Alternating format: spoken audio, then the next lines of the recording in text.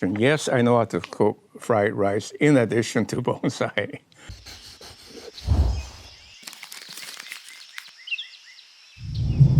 Hi, I'm miltonchang of Bonsaiheirloom. The Q&A videos are getting pretty good audience, so please tell a friend. Also, please click like if you like what I say or what I presented. I like that. And subscribe to our channel and send us your email address so we can notify you of availability of limited bonsai we will be offering. One question I got recently is that, can you make a video on house fried rice? There's a bit of a racial undertone in this, but I'll ignore it and answer it as a legitimate question. So I'll tell you a little bit of a story about fried rice. First of all, fried rice is a popular dish. The most famous city known for its fried rice in China is Yangzhou. About 15 years ago, I joined a bonsai tour to China organized by International Bonsai Association.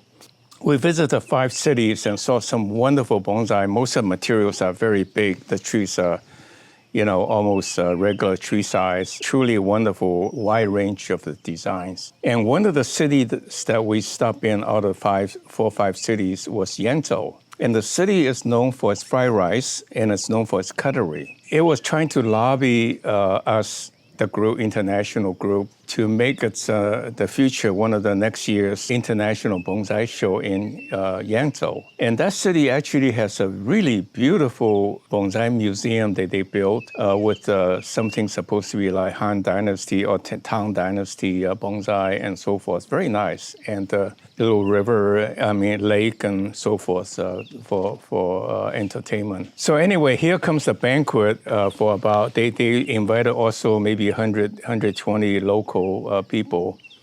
And here comes a fancy lunch banquet, state banquet basically by the city. There are 2 demonstrations about their knives. One was taking a block of really soft tofu. You know how soft that is. The man comes out and he takes a knife and he goes, just went like that. Really concentrated, just cut. And then at the end, he put all of the tofu into a big pot of soup. And you can see it all spreads out. Each one is fine like a hair, or maybe a little bit thicker, but really fine threads of soft tofu. And that's your soup for the banquet.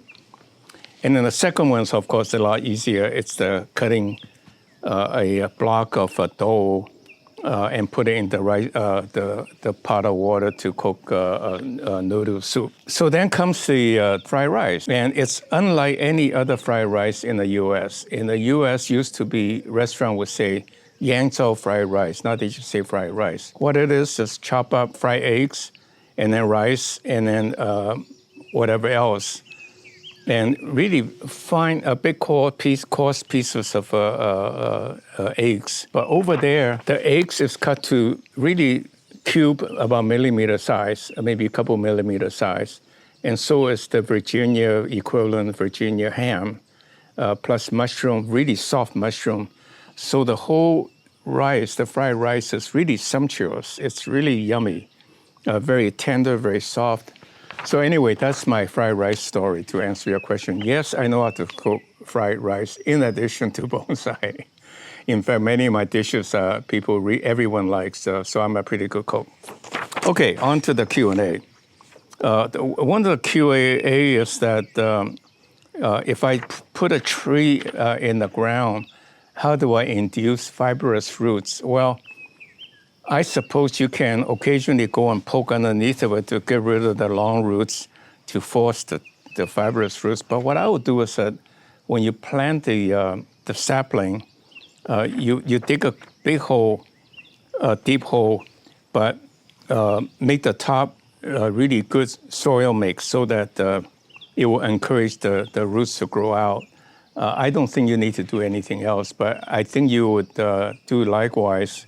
When you put it into a growing pot, that's when you really want to force the fibrous roots. While you're growing the ground, I think just let the taproot do its thing. Then the second question is about what else can you do with the roots? I think the question was, can you do root cutting? And the answer is yes. As a general rule, any trees, any plants that will sucker you can grow, take the roots, take a cutting, and it would root.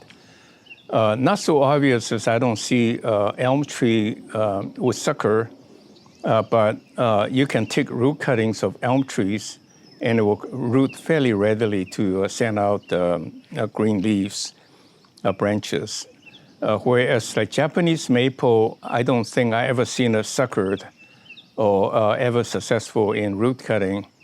You always need some stem with the buds inside to grow out. So yes, you can use the roots for root cutting, especially like elm and the Salcova and many other trees that would sucker. And should I carve the root ball on my little fig tree?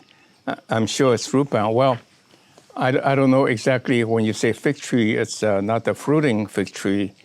If it's a fruiting fig tree, likelihood is growing in a patio pot. You don't need to worry about root cutting. And in a shallow pot and the ficus you're talking about, you probably need to do that. I would suggest that this is such a vigorous growing tree.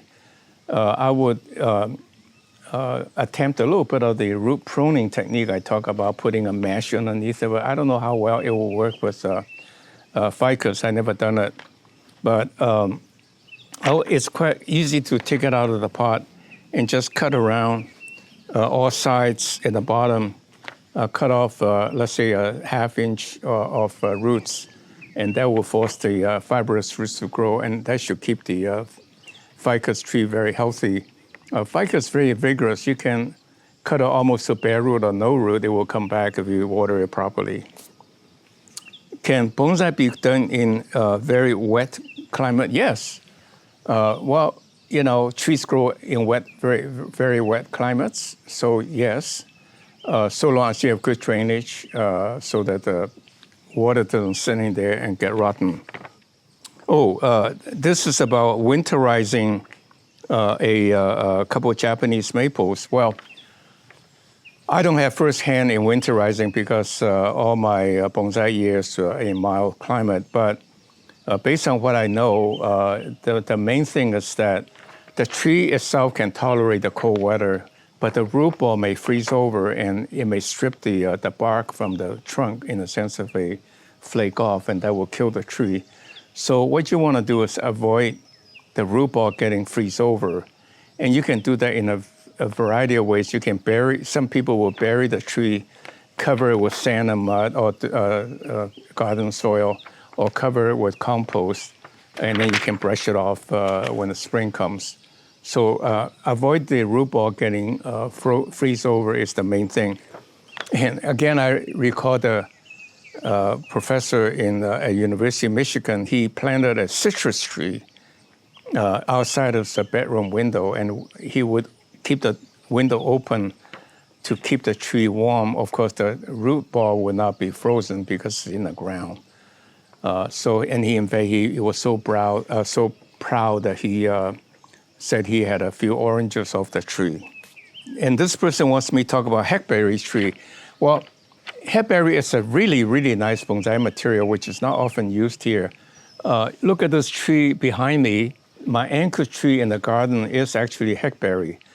I took a trip when I was planning my garden, went to the UC Davis. Actually, the whole campus has hackberry tree as a landscaping anchor tree.